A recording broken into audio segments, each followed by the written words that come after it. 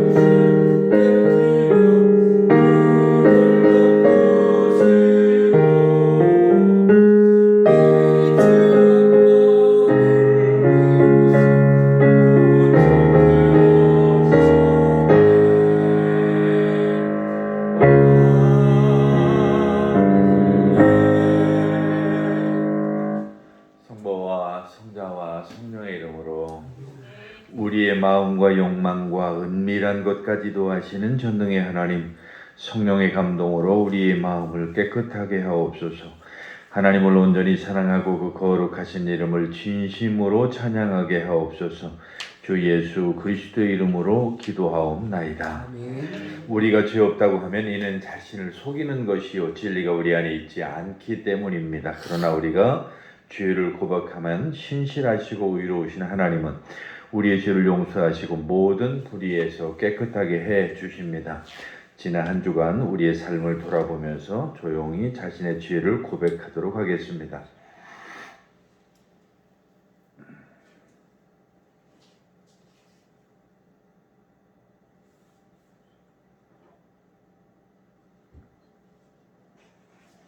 우리는 죄에서 벗어날 수 없음을 고백하나이다.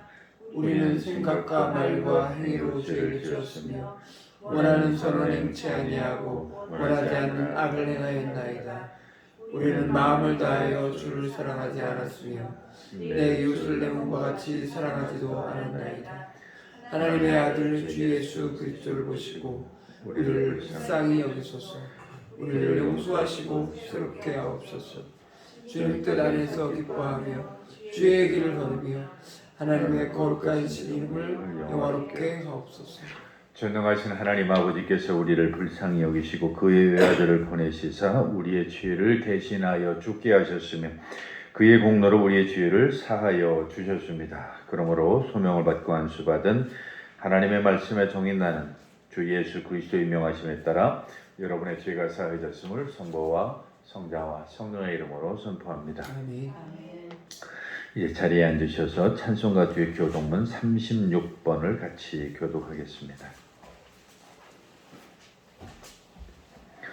교독문 36번 시편 90편의 말씀입니다.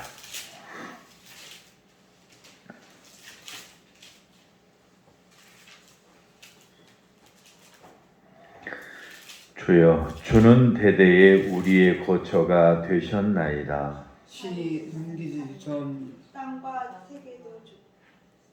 산과 세계도 주께서 조성하시기 전 곧 영원부터 영원까지 주는 하나님이시니이다. 주께서 사람을 티끌로 돌아가게 하시고 말씀하시기를 너희 인생들은 돌아가라 하셨사오니 주의 목전에는 천년이 지나간 어제 같으며 밤의 한순간 같을 뿐이니이다. 주께서 그들을 홍수처럼 쓸어가시나니 그들은 잠깐 자는 것 같으며 아침에 돋는 풀 같으니이다. 푸른 아침에 꽃이 피어 살아다가 저녁에는 시들어 마르나이다. 우리는 주의 노에 소멸되어 주의 분내심에 놀라나이다. 주께서 우리의 죄악을 주의 앞에 놓으시며 우리의 은밀한 죄를 주의 얼굴빛 가운데 주셨사오니 우리의 모든 날이 주의 분노 중에 지나가며 우리의 평생이 순식간에 다하였나이다. 우리의 연수가 70이요 강건하면 80이라도 그 연수의 자랑은 수고와 슬픔뿐이요 신속히 가니 우리가 날아가나이다. 누가 주의 노여움의 능력을 알며 누가 주의 진노의 두려움을 알리이까. 우리에게 우리 날 개수함을 가르치사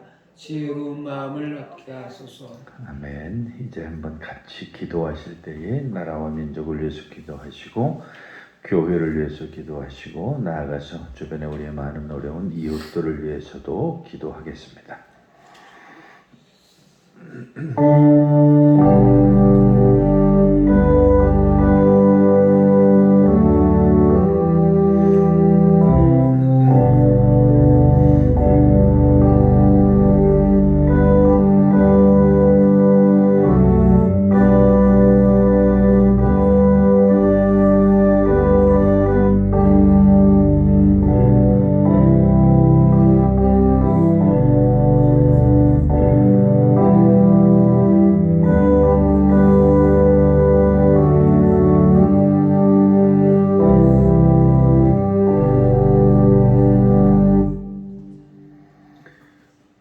같이 보실 구약 성경의 말씀은 이사야서 25장에 있는 말씀 같이 보겠습니다. 구약 성경 995쪽에 있는 이사야서 25장 6절로 9절까지 말씀입니다. 오늘의 구약 성경 복록문인 이사야서 25장 6절로 9절의 말씀을 같이 보겠습니다. 만군의 여호와께서 이 산에서 만민을 위하여 기름진 것과 오래 저장하였던 포도주로 연회를 베푸시리니 곧 골수가 가득한 기름진 것과 오래 저장하였던 맑은 포도주로 하실 것이며 또 이 산에서 모든 민족의 얼굴을 가린 가리개와 열방 위에 덮인 덮개를 제하시며 사망을 영원히 멸하실 것이라. 주 여호와께서 모든 얼굴에서 눈물을 씻기시며 자기 백성의 수치를 온천하에서 제하시리라. 여호와께서 이같이 말씀하셨느니라. 그날에 말하기를 이는 우리의 하나님이시라. 우리가 그를 기다렸으니 그가 우리를 구원하시리로다. 이는 여호와시라. 우리가 그를 기다렸으니 우리는 그의 구원을 기뻐하며 즐거워하리라 할 것이며. 아멘. 오늘 서간문은 빌립보서 4장 4절로 13절의 말씀입니다. 신약성경 322쪽에 있는 빌립보서 4장 4절로 13절에 있는 말씀을 같이 보겠습니다. 주 안에서 항상 기뻐하라. 내가 다시 말하노니 기뻐하라.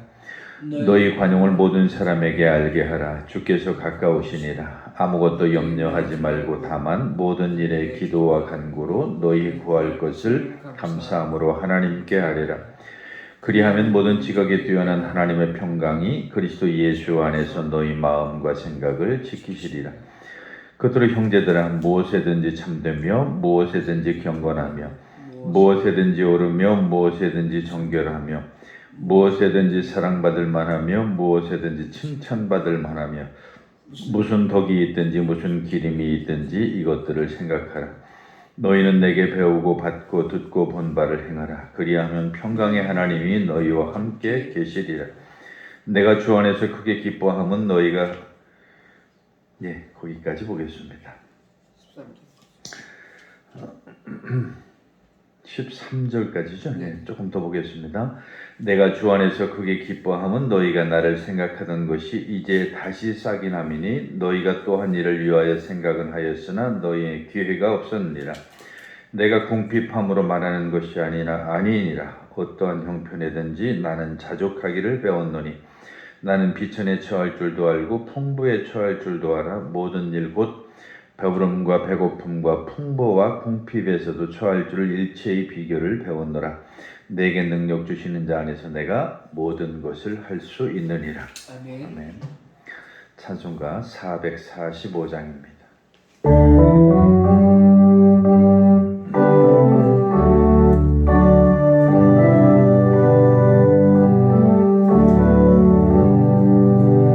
대산을 넘어 왕국에 가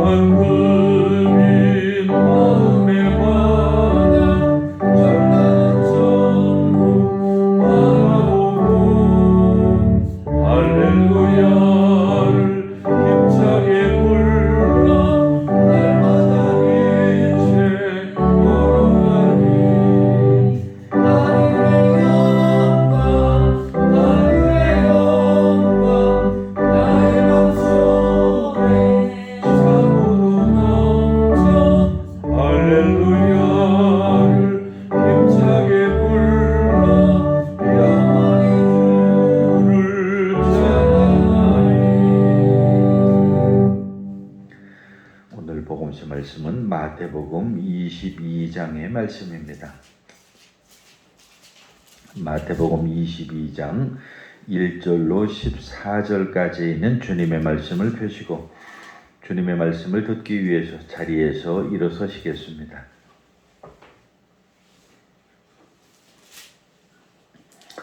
오늘의 주님의 말씀인 마태복음 24장 1절로 14절의 말씀을 제가 대신 여러분들에게 읽어드리겠습니다.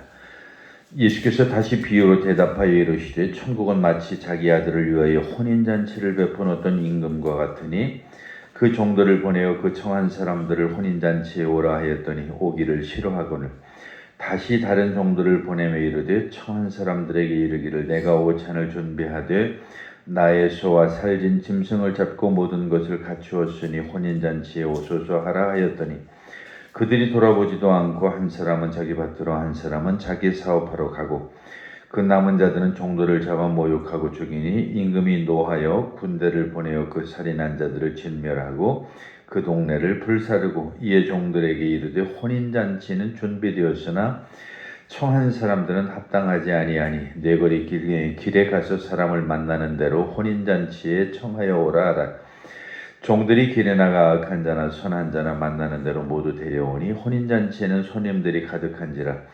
임금이 손님들을 보러 들어올세 거기서 예복을 입지 않은 한 사람을 보고 이르되 친구여 어찌하여 예복을 입지 않고 여기 들어왔느냐 하니 그가 아무 말도 못하거늘 임금이 사환들에게 말하되 그 손발을 묶어 바깥 어두운 데에 내어 던지라.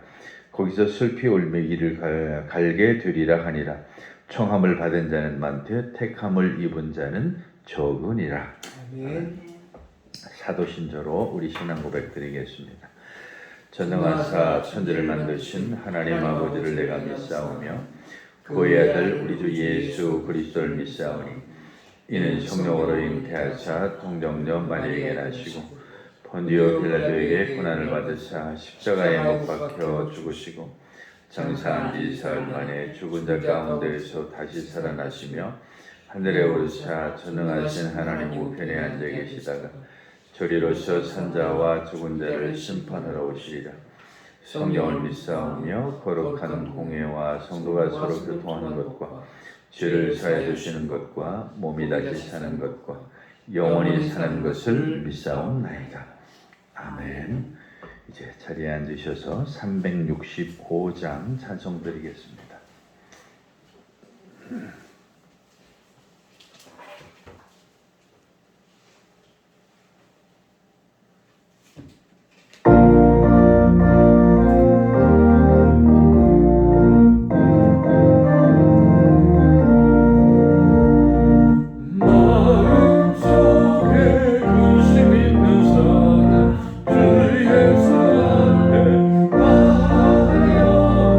슬픈 마음 이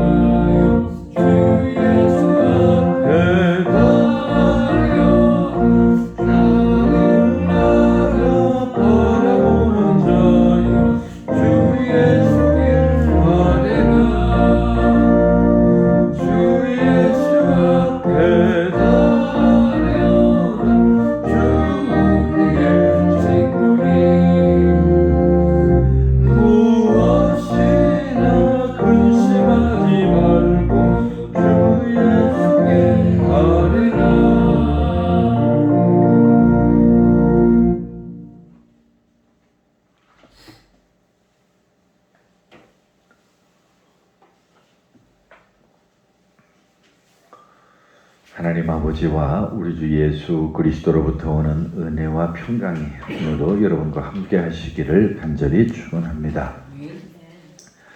오늘은 우리가 같이 읽은 사도서관문인 빌립보서 4장 4절로 13절까지 있는 말씀을 중심으로 해서 아무것도 염려하지 말아라 라고 하는 제목으로 같이 은혜를 나눠보려고 합니다. 우리가 보통 전문가들 이야기를 들어보면 그렇게 말을 하죠. 모든 질병의 근원은 스트레스다. 그 스트레스라고 하는 것을 가만히 들여다보면 그 안에 다른 게 아니에요. 근심과 걱정과 염려와 불안과 이런 것들이 이제 곧 스트레스로 직결되게 되죠. 근데 우리 인간에게는 근본적으로 그러한 스트레스, 즉 근심이나 걱정이나 염려 그리고 이 불안 같은 것을 없이 살 수는 없는 것 같아요. 누구나 그런 것들을 다 가지고 있지만 유별나게 그런 것들을 좀 많이 갖는 사람들이 있고 그것을 좀 적게 갖는 사람들이 있죠. 물론 그게 성격의 문제긴 하겠지만 그래서 어떤 사람들은 웬만한 어떤 일들에도 허허하고 이렇게 웃고 넘어가지만 또 그중에 어떤 사람들은 작은 것 하나에도 아주 신경이 예민하게 반응을 해서 그것 때문에 힘들어하고 또 그로 말미암아서 스트레스를 받고 하는 여러 가지 이런 그 성격의 다른 그 면들을 우리가 좀 볼 수가 있죠. 예를 들면 그런 것들에 지금 우리가 좀 무관심해서는 안 되겠지만 지금 세계 전쟁 소식으로 아주 그냥 시끄럽죠. 그냥 그 전쟁이라고 하는 것을 여러분 가만히 보면 얼마나 끔찍한가라고 하는 것을 알게 됩니다. 사람의 목숨이라고 하는 게 무슨 파리 목숨도 아니고 몇천 명씩 막 그냥 이렇게 죽어가는, 그것도 남녀노소 가릴 것도 없고 죄 없이 그냥 거기서 태어났다라고 하는 그것 하나만으로도 죽어가야 되는 그런 사람들을 보면 마음이 많이 아프죠. 이쪽이 됐든 저쪽이 됐든 우리가 어느 편을 들자고 하는 얘기가 아니라 양쪽이 다 마찬가지 아닙니까? 지금 몇천 명씩 그렇게 죽어가는데 사실 따지고 보면 그 사람들이 무슨 죄가 있어요? 정말 안타깝지만 그 전쟁이 얼마나 무서운 것인가 라고 하는 것을 우리가 절감을 합니다. 특히 우리는 남과 북이 이렇게 분단이 돼서 지금 우리는 사실 살얼음판을 걷고 있다라고 얘기해도 아마 과언이 아닐 것 같아요. 지금 북한에서 핵무기를 개발한다고 하지만 우린들 왜 거기 가만히 속수무책으로 가만히 있겠어요? 우리는 우리대로 여러 가지 무기들을 개발하고 여러 가지로 전쟁이 났을 경우를 대비해서 충분한 그런 방어책들을 또 나름대로 가지고 있는 게 또 우리니까요. 그래서 만약에 우리가 한 가지 그 가정을 한다고 하면 남북이 전쟁이 난다고 한다면 얼마나 많은 사람들이 죽을 거예요. 말할 수 없어요. 이건 상상을 초월하는 것들이에요. 그렇기 때문에 이런 것들로 말미암아서 우리에게 다가오는 불안감도 크죠.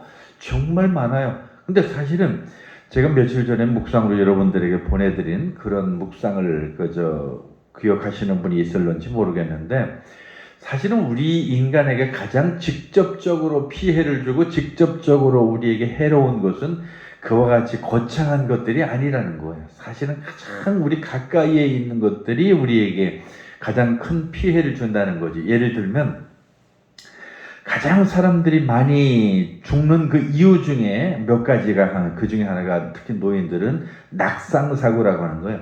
화장실에서 넘어져서 죽는 케이스가 사실은 가장 우리에게 불안하게 만드는 게 또 한 가지고, 또 한 가지를 우리가 든다고 하면 질병이에요. 질병. 요즘 우리가 아무리 과학이 발달하고 의술이 발달했다고 해도 암이라든지 좀 치명적인 그런 질병에 걸리면 속수무책에 우리 인간이 어떻게 할 수가 없어요.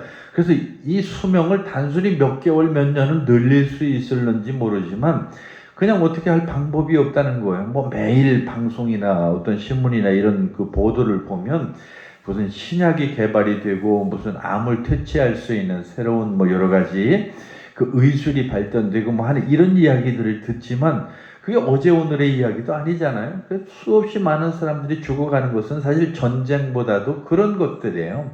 그렇기 때문에 우리가 진짜 염려해야 될 것들은 바로 어찌 보면 그런 사소한 것들이라고 이렇게 말할 수도 있죠. 그럼에도 불구하고 어쨌든 뭐 그런 것을 자체하고라도 실제 우리 주변에 그런 질병이나 우리를 죽음으로 몰아가는 것들, 그 외의 것들도 우리를 많이 힘들게 하죠. 예를 들면 뭐 아주 사소한 것들이 될 수도 있죠. 뭐 그런 것들일 수도 있어요. 무슨 건강이 이러다가 갑자기 내가 무슨 질병에 걸리면 어떡하지 하고 해서 뭐 갑자기 오늘 몸이 안 좋으면 뭐 괜히 마음이 불안해지는 거죠. 아, 내가 무슨 병에 걸린 거 아닌가? 특히 무슨 가족력이라도 있다고 우리가 생각을 한다면 더 불안하죠. 내가 이렇게 지금 몸이 아픈데 이거 혹시 큰 질병으로 번지는 거 아니야? 뭐 이런 것들. 특히 이제 사람들은 나이를 먹어가면 더 불안해요. 나이를 먹어가면 여러 가지 그 면역력이 약해지기 때문에 그 나이를 먹어갈수록 그 질병에 대한 불안감이 굉장히 심해요.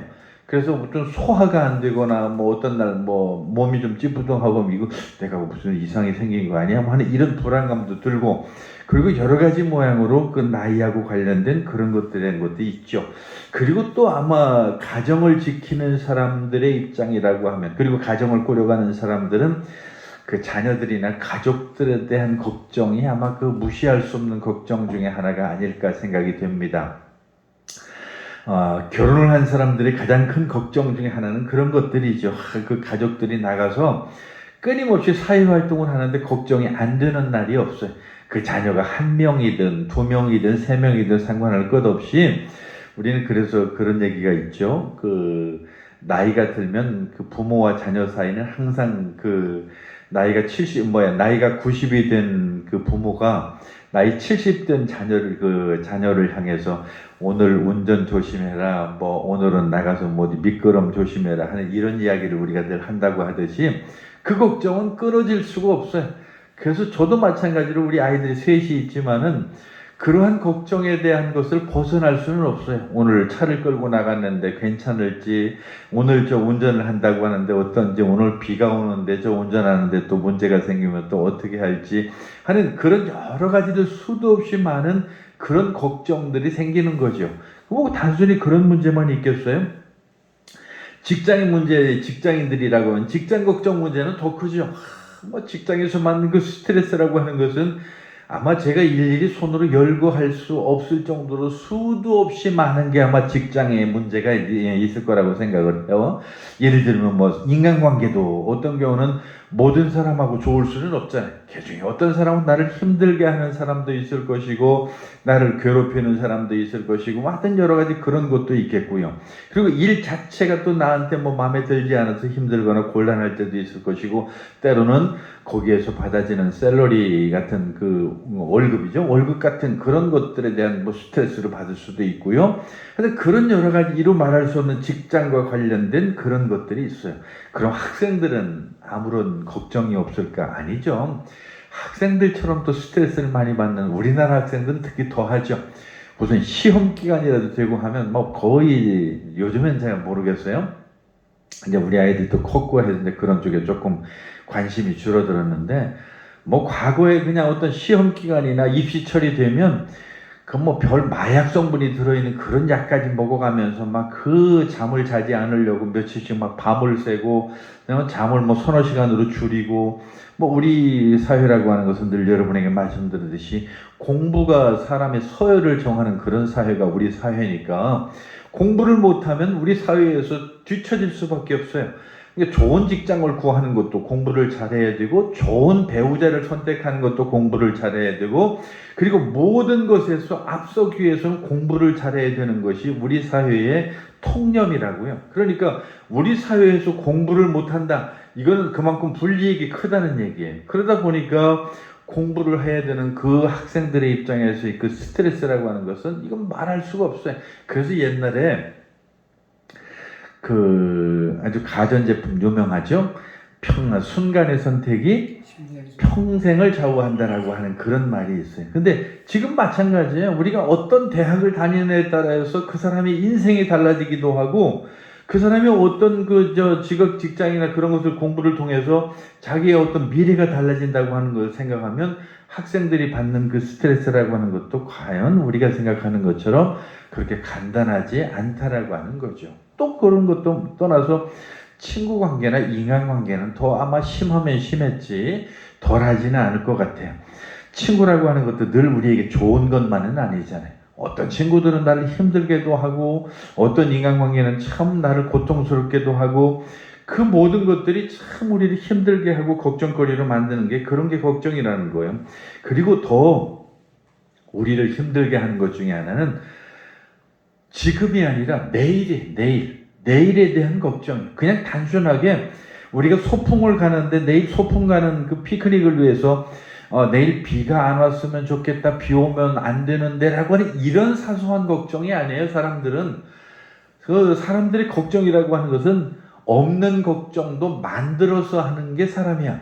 그러니까 어떻게든 내일에 없는 그 생겨나지도 않은, 아직 우리에게 닥치지도 않은 그런 걱정을 미리 만들어서 하는 게 우리 사람들이라고 하는 거죠. 그러니까 하루 종일 걱정이, 뭐 걱정 안 되는 게 없어요. 단순히 내일만 그래요? 다음 달 내년부터 시작해서 우리 이제 특히 요즘 들어서 그런 얘기들을 많이 해요. 이제 저 같은 경우가 그 베이비 부모 세대라고 그래서 6.25 전쟁이 끝나고 이제 우리 부모 세대가 가장 그 자녀를 많이 낳았던 그런 세대예요.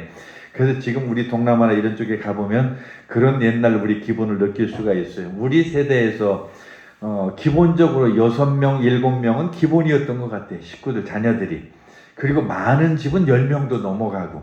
근데 지금은 한 명도 잘 안 낳으려고 하는데 저는 동남아나 이런 데 나가보면 참 아이들, 자녀들이 많아요. 근데 그때 얼마나 순진무구하고 그 추억도 많고 참 기억도 많고 참 좋아요. 그런데도 불구하고 그런 것들에 대해서 지금은 우리는 이제 그 많은 걱정거리를 안고 있죠. 왜냐하면 노후에 대한 보장이 없어요. 그 많은 자녀들을 우리가 키우려고 보니까 우리 본인들의 노후를 아무것도 준비해 놓지 못한 거예요. 예를 들어서 우리 자녀가, 저는 그래서 셋이지만 자녀가 더 많은 이런 경우라고 한다면 우리가 흔히 뭐 그런 얘기가 돼.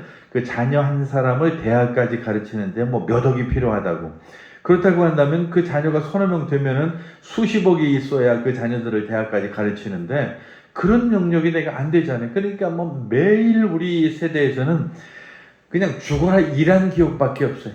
그래서 우리 세대들 만나면 그냥 먹고 놀고 여행 가고 이런 기억이 없어요. 그냥 열심히 일한 것밖에 없어요. 죽으라고 일을 해서 아이들 대학까지 가르쳐 놓는 거죠. 그러다 보니까 막상 우리 나이가 이제 60대 중반이 되고 아무런 노후에 대한 준비가 안 된 거예요. 노후를 위해서 뭐 아무것도 해놓을 수 있는 그런 형편이 안 되니까 이제 걱정이 들 수밖에 없죠.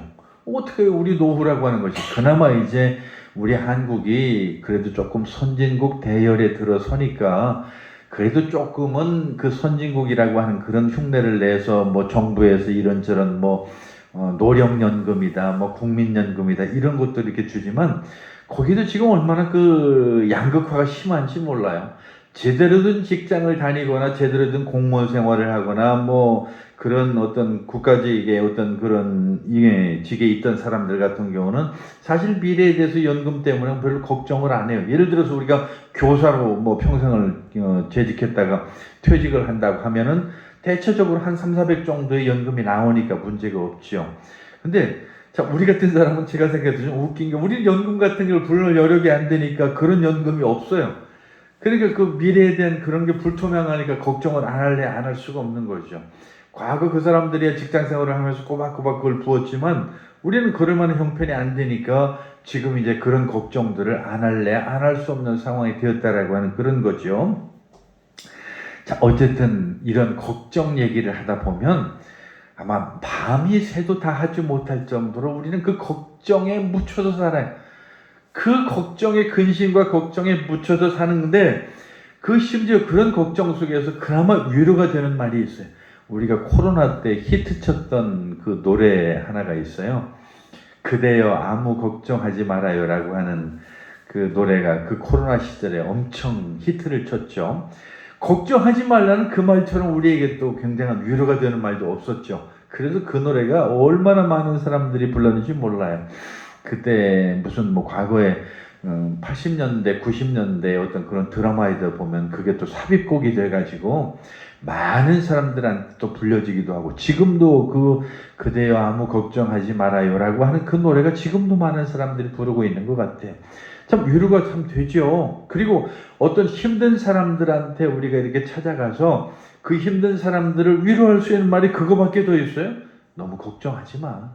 너무 뭐 힘들지만 어떻게 하겠어. 잘 될 거야 하면서 이렇게 걱정하지 말라라고 하는 그런 이야기들을 우리가 이렇게 이야기하지만 사실은 그것도 한계가 있는 거예요. 본인 입장에서는 그게 얼마나 뭐 위로가 되겠어요. 예를 들면 그런 거죠.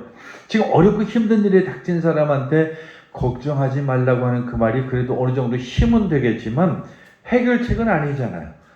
그냥 그 걱정하지 말라는 그 말이 위로는 되지만 그게 우리에게 그런 어떤 그 문제를 해결할 수 있는 그런 상황은 안 된다라고 하는 거예요. 그래서 오늘 이 빌립보서 우리가 읽은 이 4장의 말씀을 보면 바울이 지금 빌립보 교인들에게 편지를 쓰는데 정말로 완벽한, 정말로 대단한, 그리고 우리가 생각할 수 없는 엄청난 그 위로의 말씀을 거기 전하고 있는 것을 말하는 거 보고 있습니다. 그래서 우리가 읽은 그 본문 4절에 보면 이렇게 시작을 해요.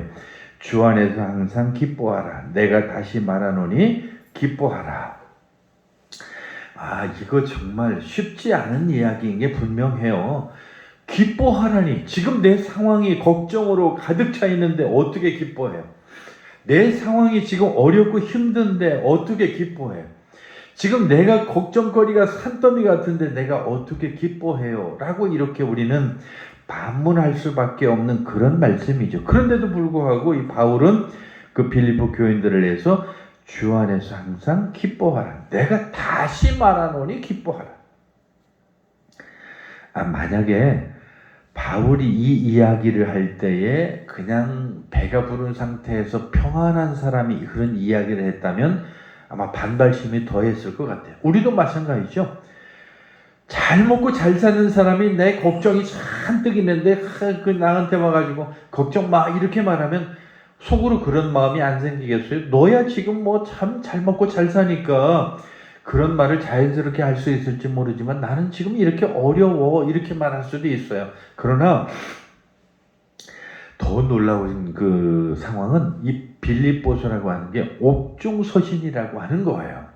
빌립보 감옥에서 갇혀있는 바울이 지금 감옥에서 언제 죽을지도 모르는 그런 상황에서 빌립보 교인들에게 한 편지라고 하는 것을 생각하면 이건 엄청난 거예요. 바울은 지금 거기 신라와 더불어서 그 감옥에 갇혀있는 중에 좀 언제 죽을지도 모르고 시끄 얻어 터지고 그냥 아주 상황이라고 하는 것은 우리보다 훨씬 더 열악한 그런 상황인데도 불구하고 바울이 그 안에서 그들을 향해 기뻐하라라고 이렇게 말할 수 있었다라고 하는 그것 때문에 우리가 신뢰를 갖는 거죠. 더욱 신뢰한 것은 그 이후의 말씀인데 거기 5절에 보니까 너희 관용을 모든 사람에게 알게 하라 하면서 그 뒤에 있는 말씀이 주께서 가까우시니라 라고 하는 이 말씀으로 그 뒷받침을 해요. 그냥 기뻐하라는 얘기가 아니에요. 아까 이야기한 것처럼 어렵고 힘든 일을 당한 사람에게 걱정하지 마 이런 이야기가 아니에요. 걱정하지 마. 왜? 오늘 거기 5절 이하에 주께서 가깝기 때문에 그래 라고 하는 그 이유를 거기 이야기하고 있는 거죠.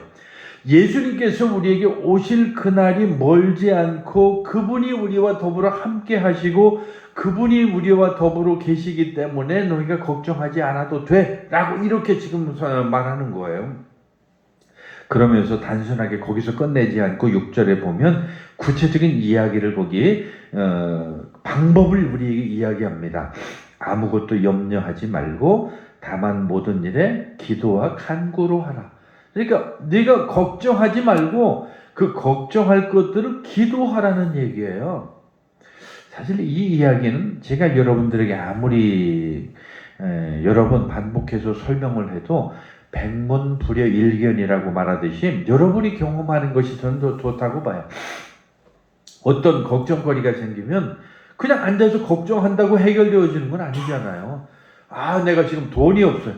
그럼 돈이 없으면 어떡하지? 어떡하지 한다고 해서 그 한숨을 쉬므로 그 돈이 내 앞에 떨어지는 게 아니라는 거예요. 오늘 이 바울 사도가 빌립보 교인들에게 이야기하는 것은 기도와 간구로 그의 상황을 해결하라는 얘기예요. 어려우면 기도하라는 얘기예요.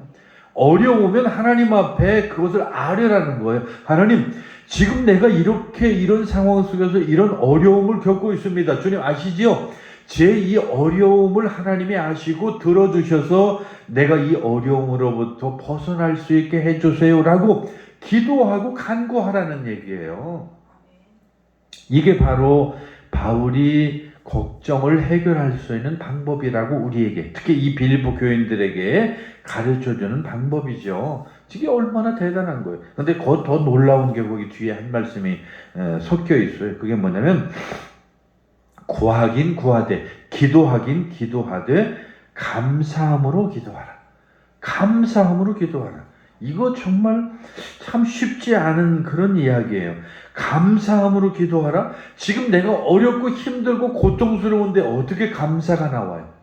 내가 지금 최악의 상황인데 어떻게 감사할 수 있냐라고 하는 이런 반문을 우리가 안 할 수가 없다는 거죠.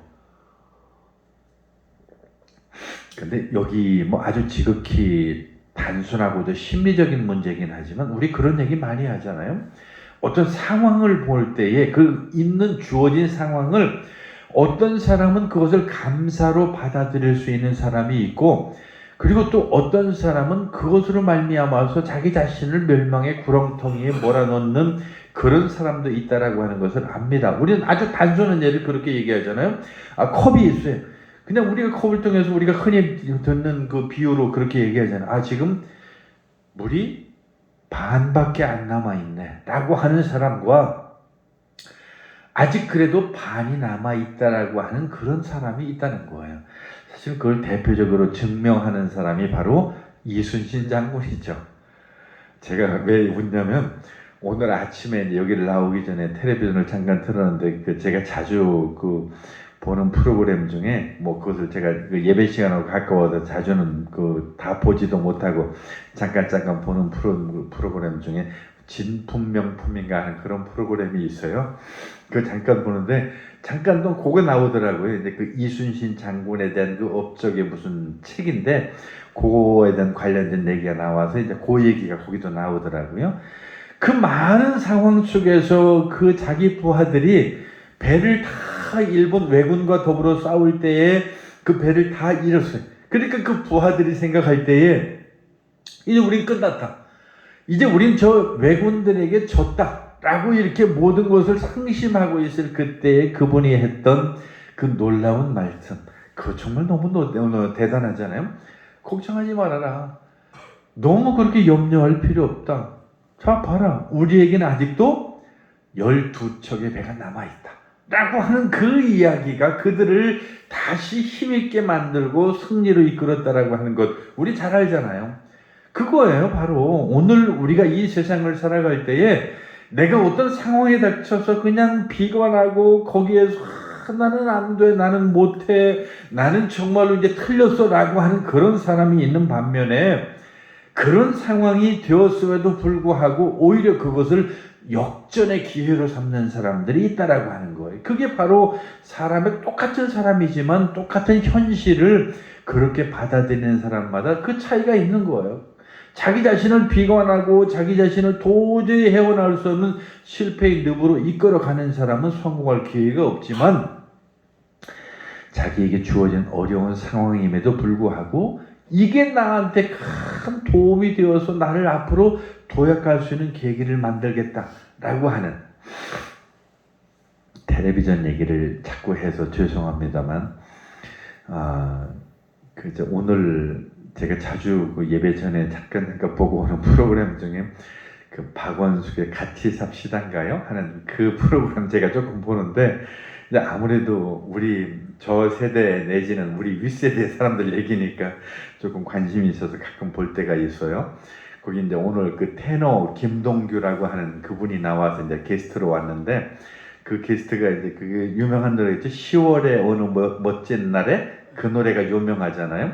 10월의 어느 멋진 날에 하는데 그분 테너 참 굉장히 우리 정겹잖아요. 많은 여성 팬들도 가지고 있는 것 같아요. 근데 그분이 그런 얘기도 하더라고요.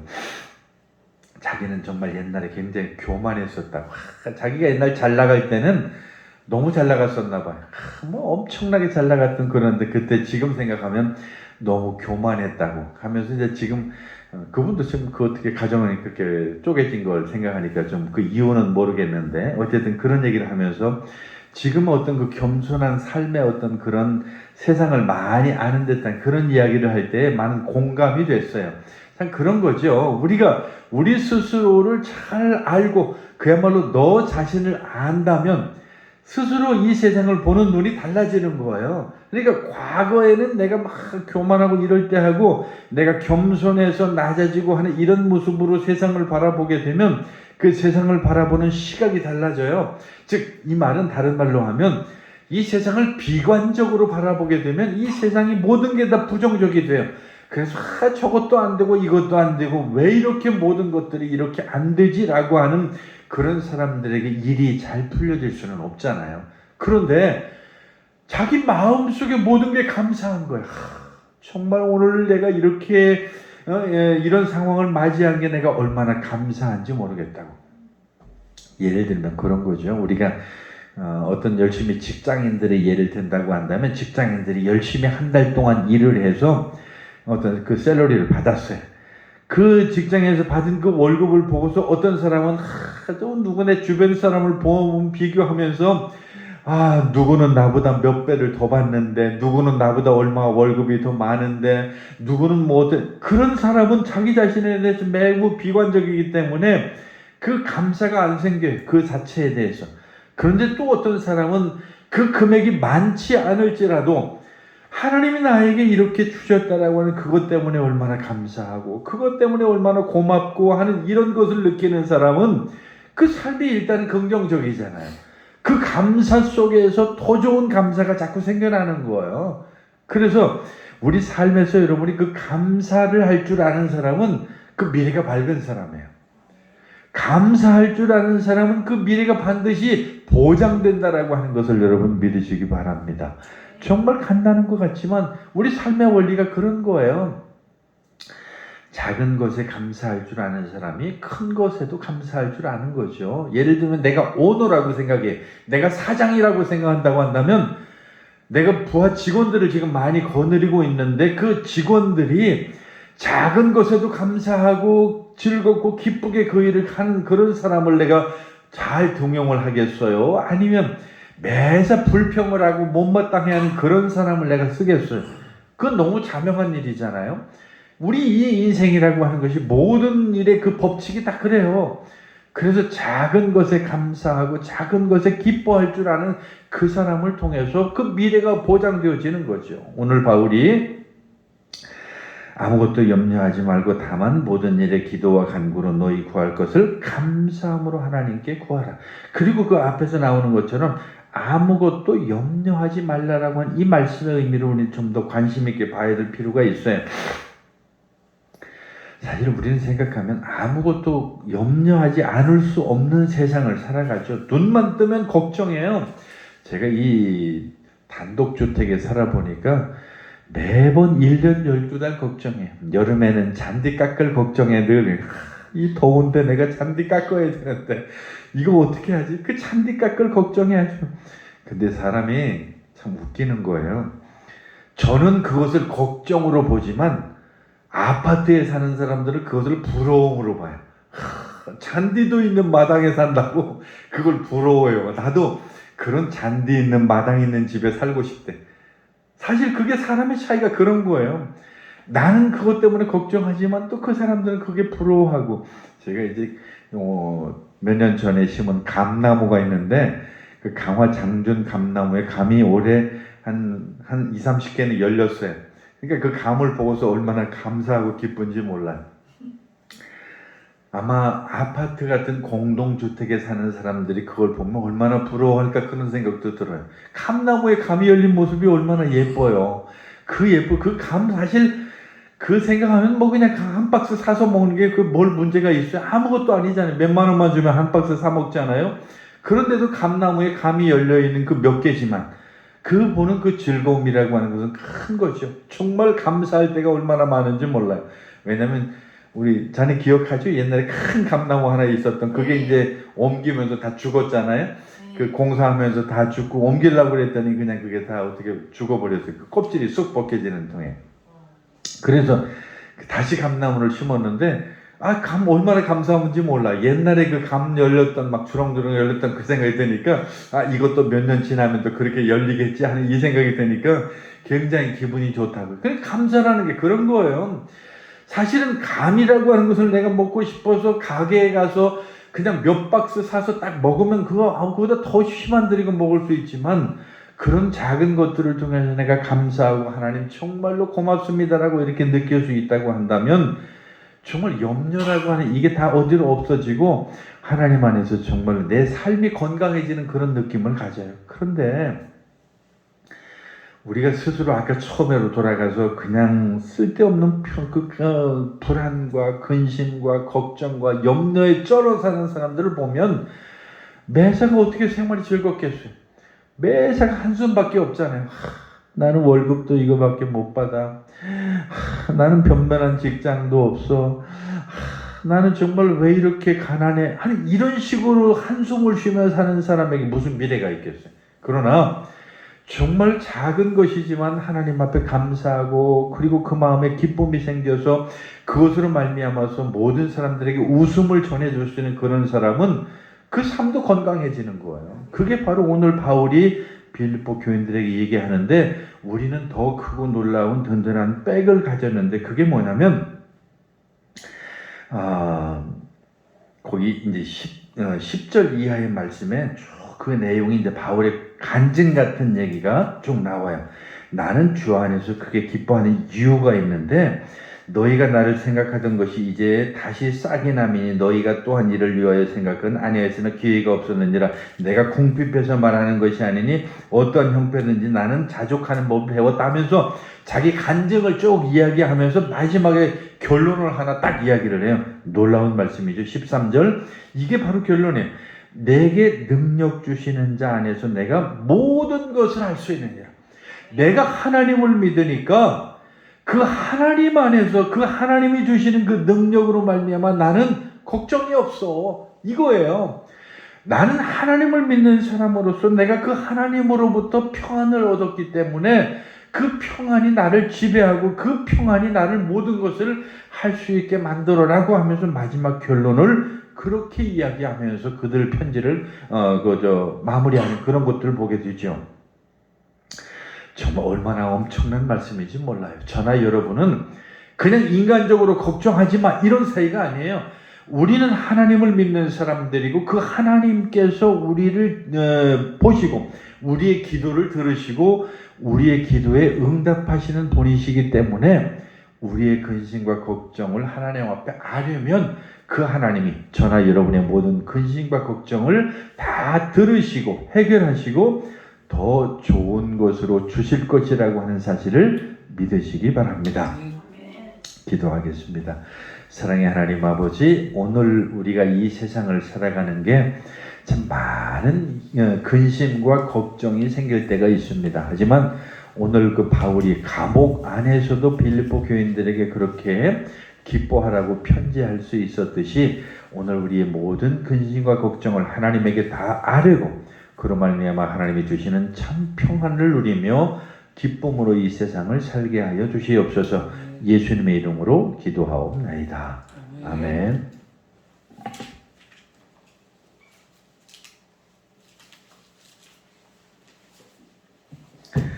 이제 우리 찬송가 382장 부르시면서 봉헌 드리겠습니다.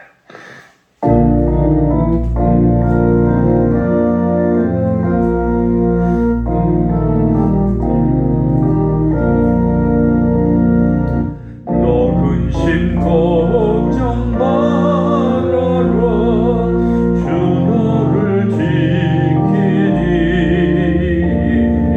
주 날개 밑에 바라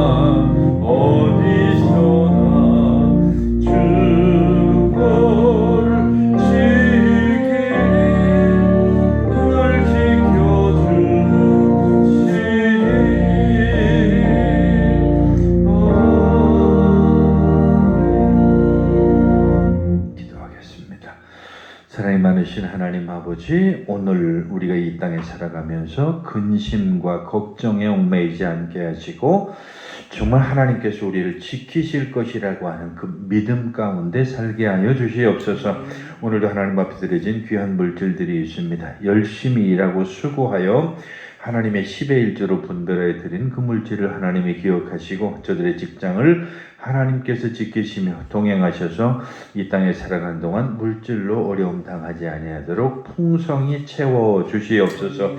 하나님, 감사함으로 드려진 물질이 있습니다. 그 감사를 하나님께서 그 마음에 기억하여 주시옵시고 특별히 이 땅에 살아가는 동안 근심과 걱정이 아니라 하나님 앞에 큰 감사로 드릴 수 있는 삶이 되게 하여 주시옵소서. 드린 손길마다 복을 주시고 드리지 못한 손길 위에 더 큰 믿음을 허락하여 주셔서 하나님의 귀한 일을 위하여 감당케 하여 주시옵소서. 예수님의 이름으로 감사하며 기도하옵나이다. 아멘. 예, 주보 뒤에 있는 광고 참고하시기를 바라겠습니다. 날씨가 많이 이제 썰렁해져서 환절기 건강에 유의하시기를 바라겠습니다. 그래도 요즘 날씨가 좀 썰렁하긴 해도 좀 가을 분위기가 너무 아주 그냥 물씬 풍겨나서 얼마나 아름다운지 몰라. 옛날에는 가을을 느끼려고 하면 보통 저 산이나 이렇게 들에 나가야 되는데 요즘에는 이 공동주택이나 이 가로수를 그 단풍이 이쁜 그런 나무들로 이제 주로 이렇게 심다 보니까 도시가 더 아름다운 것 같아요. 그래서 이제 도시를 이렇게 한 바퀴 돌다 보면 산보다 도시의 공원 같은 데가 더 이쁘고 더 아름다워요. 그래서 이 가을을 한번 잘 느껴보시기를 바라겠습니다. 자, 이제 우리 다 같이 자리에서 일어나셔서 1장 부르시고 축도로 마치겠습니다.